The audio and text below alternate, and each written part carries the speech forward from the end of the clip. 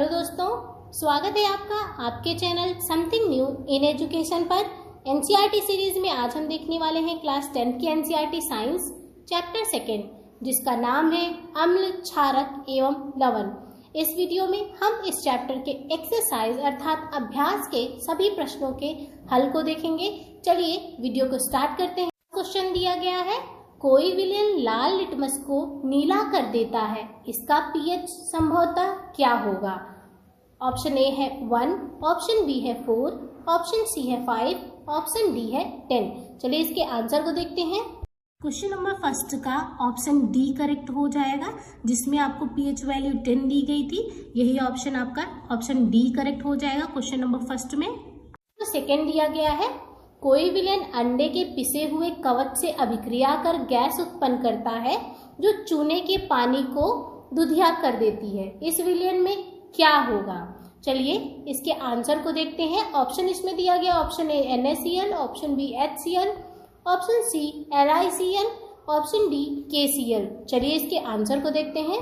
Question number second में option B correct हो जाएगा, हाइड्रोक्लोरिक एसिड। क्यों सही हो जाएगा? क्योंकि अंडे के कवच में कैल्शियम कार्बोनेट होता है, जो उसके अंडे का कवच होता है वो किससे बना होता है? कैल्शियम कार्बोनेट से, जो हाइड्रोक्लोरिक अम्ल से अभिक्रिया कर कार्बन डाइऑक्साइड गैस बनाता है। कार्बन डाइऑक्साइड गैस चूने के पानी को दुधिया कर देता है। नंबर थर्ड दिया गया है, सोडियम हाइड्रोक्साइड का 10 ml 10 ml विलयन HCl के 8 ml विलयन से पूर्णतः उदासीन हो जाता है। यदि हम NaOH सोडियम हाइड्रोक्साइड के उसी विलयन का 20 ml लें तो इसे उदासीन करने के लिए हाइड्रोक्लोरिक एसिड के उसी विलयन की कितनी मात्रा की आवश्यकता होगी? ऑप्शन ए है 4 ml, option B 8 ml, option C 12 ml, option D 16 ml। चलिए इसके आंसर को देखते हैं। क्वेश्चन नंबर थर्ड का ऑप्शन डी करेक्ट हो जाएगा, जिसमें दिया गया है 16 ml। क्वेश्चन नंबर 4 दिया गया है, अपच का उपचार करने के लिए निम्नलिखित में से किस औषधि का उपयोग होता है? ऑप्शन ए है एंटीबायोटिक, जिसे हम प्रतिजैविक कहते हैं। ऑप्शन बी है एनाल्जेसिक, जिसे हम पीड़ाहारी कहते हैं। ऑप्शन सी है एंटासिड, ऑप्शन डी है एंटीसेप्टिक, जिसे हम प्रतिरोधी कहते हैं। चलिए इसके आंसर को देखते हैं। क्वेश्चन नंबर 4 का ऑप्शन सी करेक्ट हो जाएगा, एंटासिड। क्या कहते हैं उसे? एंटासिड का यूज करते हैं। 5 दिया गया है, निम्नलिखित अभिक्रिया के लिए पहले शब्द समीकरण लिखिए तथा उसके बाद संतुलित समीकरण लिखिए। जैसे यहाँ पे जो अभिक्रियाएं दी गई हैं ABCD पॉइंट में, चारों पॉइंट के, इनके लिए पहले शब्द समीकरण लिखना है, उसके बाद संतुलित समीकरण लिखना है, केमिकल फॉर्मूला लिखना है। चलिए इसके आंसर को देखते हैं। क्वेश्चन नंबर 5 के ए पॉइंट का आंसर हो जाएगा, पहले आपको वर्ड रिएक्शन देना है, फिर उसको आपको केमिकल फॉर्मूले में रिएक्शन देना है। दानेदार जिंक और तनु सल्फ्यूरिक अम्ल दोनों रिएक्शन करके आपको जिंक सल्फेट और हाइड्रोजन गैस प्रोडक्ट के रूप में प्राप्त हो रहा है। आपको क्या प्राप्त हो रहा है? हाइड्रोजन गैस प्राप्त हो रहा है। आगे देखते हैं, आपको फिर केमिकल फॉर्मूले में जिंक है, सॉलिड स्टेट में वही चीज है। H2SO4 जिसे तनु सल्फ्यूरिक जिसे हम सल्फ्यूरिक एसिड कहते हैं, ये डाइल्यूट स्टेट में है और एक्वस स्टेट पे है। आपको प्रोडक्ट के रूप में जिंक सल्फेट एक्वस स्टेट में प्राप्त होगा और हाइड्रोजन गैसियस स्टेट में प्राप्त होगा। यहाँ पे आपको बी पॉइंट पे मैग्नीशियम पट्टी दी गई थी और तनु हाइड्रोक्लोरिक अम्ल दिया गया था। मैग्नीशियम क्लोराइड प्रोडक्ट के रूप में आपको मैग्नीशियम क्लोराइड और हाइड्रोजन गैस प्राप्त हो रहा है। इसको फॉर्मूले के रूप में देख लेते हैं रिएक्शन। मैग्नीशियम है, सॉलिड स्टेट में है, हाइड्रोक्लोरिक एसिड है, दोनों रिएक्शन करके मैग्नीशियम क्लोराइड एक्वस स्टेट में और हाइड्रोजन गैसियस स्टेट में आपको दे रहा है। सी पॉइंट का आंसर हो जाएगा। देखिए एल्यूमिनियम चूड़ है और तनु सल्फ्यूरिक अम्ल है रिएक्टेंट के रूप में। प्रोडक्ट आपको क्या मिल रहा है? एल्यूमिनियम सल्फेट और हाइड्रोजन गैस प्राप्त हो रही है।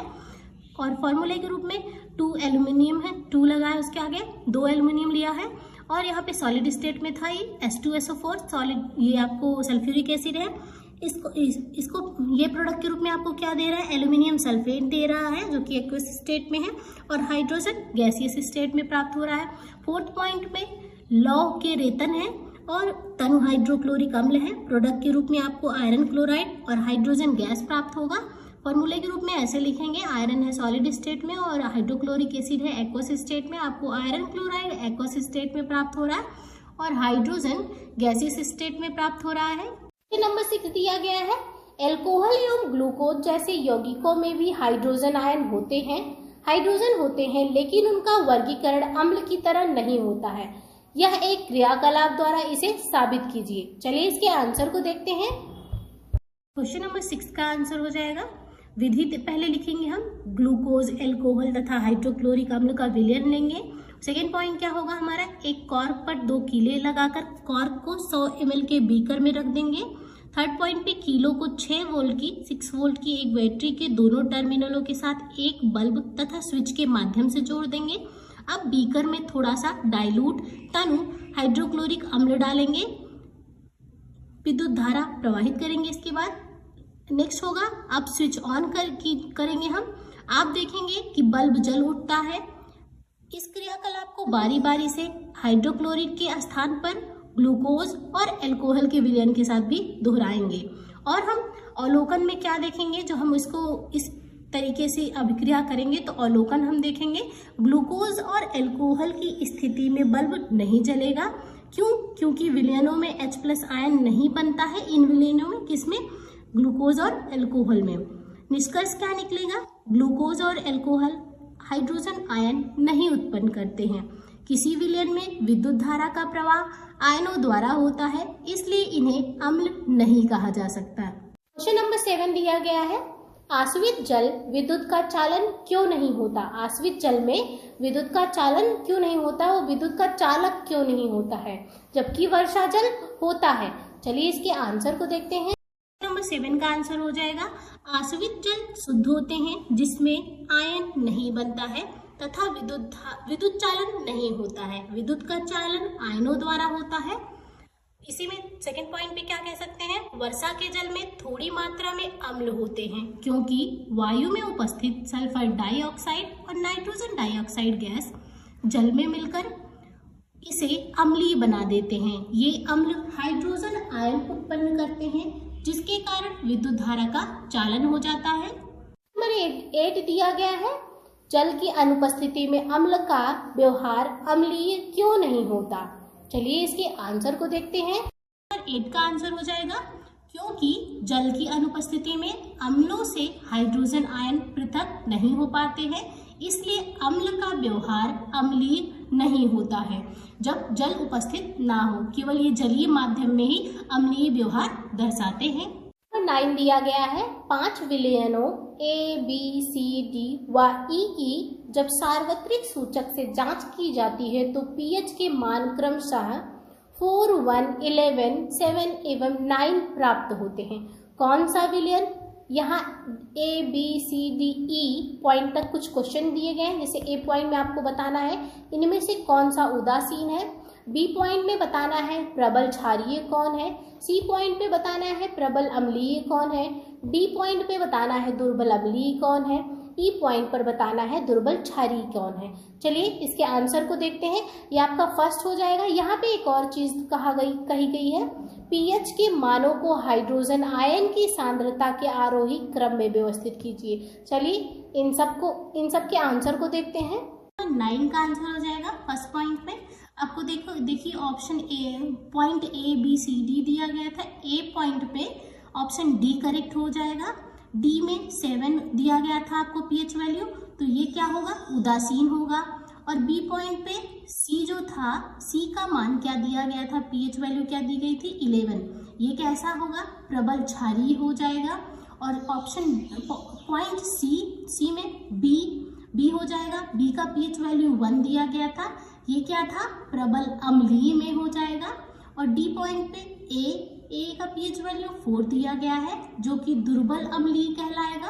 और E पॉइंट पे E होगा और E की वैल्यू pH वैल्यू 9 दी गई थी जो कि दुर्बल क्षारीय हो जाएगा। और इसमें ही 9 क्वेश्चन में ही सेकेंड पॉइंट पे आपको पूछा गया है, उसके pH वैल्यू देखो, pH का मान उसी तरह से इन्होंने बोला था हाइड्रोजन आयन की सांद्रता के आरोही क्रम में आपको अरेंज करना है। तो हाइड्रोजन आयन की सांद्रता अर्थात इसके आरोही क्रम जैसे जैसे बढ़ेगी pH का मान उसी तरीके से घटेगा। पहले हम हाइड्रोजन आयन के आरोही क्रम में इसको एडजस्ट कर लेते हैं, अरेंज कर लेते हैं। यहाँ पे सबसे पहले C सबसे कम C का होगा, क्या हाइड्रोजन आयन की सांद्रता सबसे पहले C में होगी, उसके बाद E में उससे ज़्यादा होगा, फिर उससे ज़्यादा D में होगा, फिर उनसे ज़्यादा A में होगा, फिर उससे ज़्यादा B में होगा। और आप देखते हैं जैसे जैसे हाइड्रोजन आयन की सांद्रता बढ़ती जा रही है, pH का मान वैसे वैसे घटता जा रहा है।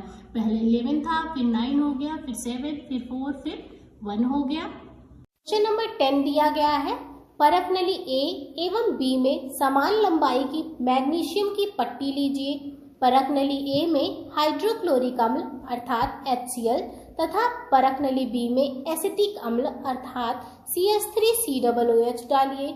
दोनों अम्लों की मात्रा तथा सांद्रता समान है। किस परख नली में अधिक तेजी से बुदबुदाहट होगी तथा क्यों होगी? चलिए क्वेश्चन नंबर 10 के आंसर को देखते हैं।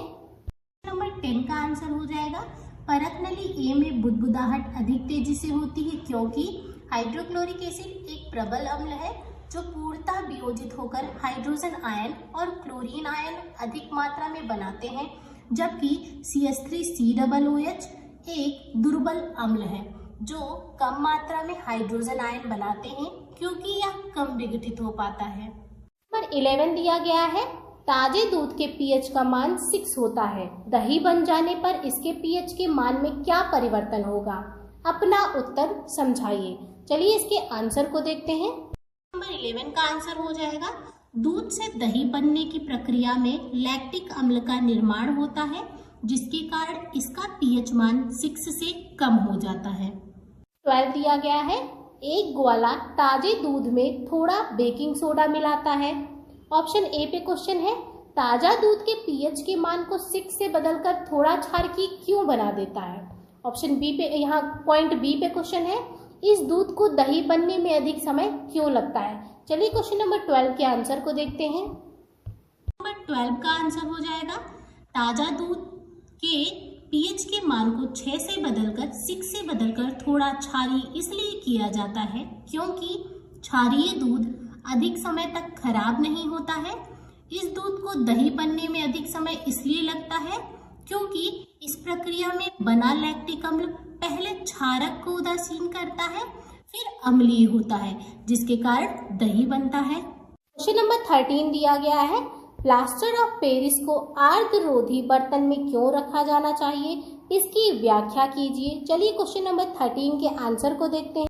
नंबर 13 का आंसर हो जाएगा, क्योंकि यह आर्द्रता की उपस्थिति में जल को अवशोषित कर ठोस पदार्थ बनाती है, जिसके कारण इसमें जल के साथ मिलकर जमने का गुण नष्ट हो जाता है। आप प्लास्टर ऑफ पेरिस का फॉर्मूला जानते हैं, CaSO4 × ½ H2O, और जब इसके जल के साथ रख देते हैं, आर्द्रता में रख देते हैं, तो ये जल से अभिक्रिया करके क्या बना देता है? फिर से जिप्सम बना देता है।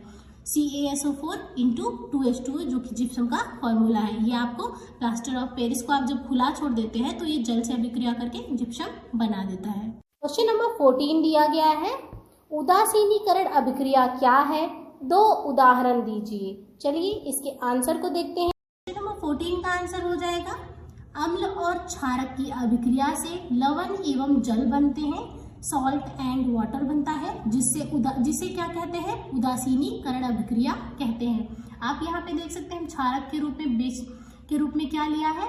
सोडियम हाइड्रोक्साइड जो कि एक्वस स्टेट में है, और हाइड्रोक्लोरिक एसिड लिया है, अम्ल लिया है एक्वस स्टेट में, और दोनों रिएक्शन करके हमको सोडियम क्लोराइड जो कि एक सॉल्ट है, लवण है, और H2O जो कि वाटर है, हमें सॉल्ट और वाटर प्राप्त हो रहा है। नंबर 15 दिया गया है, धोने का सोडा एवं बेकिंग सोडा के दो प्रमुख उपयोग बताइए। चलिए इनके उपयोग को लिखते हैं। 15 का आंसर हो जाएगा, पहले हम धोने के सोडे का उपयोग देखेंगे, जिसे हम क्या कहते हैं? Na2CO3। इसमें जल के कितने क्रिस्टल होते हैं? 10 होते हैं। Na2CO3 × 10H2O धोने के सोडे का फॉर्मूला है। का उपयोग कांच, साबुन एवं कागज उद्योग में होता है, घरों में साफ सफाई के लिए होता है। अभी हमने इससे पहले देखा था सोडियम कार्बोनेट का उपयोग जल की कठोरता को दूर कर उसे मृदु बनाने में भी किया जाता है।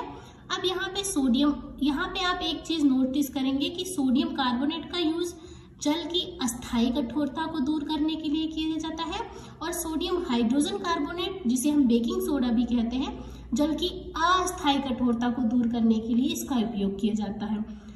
इसके उपयोग में बेकिंग पाउडर जिसे कहते हैं, बेकिंग सोडा का उपयोग बेकिंग पाउडर बनाने में, जो कि बेकिंग सोडा और टार्टरिक अम्ल का मिश्रण होता है, इसमें इसका उपयोग किया जाता है बेकिंग सोडा का। और इसका उपयोग सोडा अम्ल अग्निशामक में भी किया जाता है। तो ये था हमारा क्वेश्चन नंबर 15 का आंसर।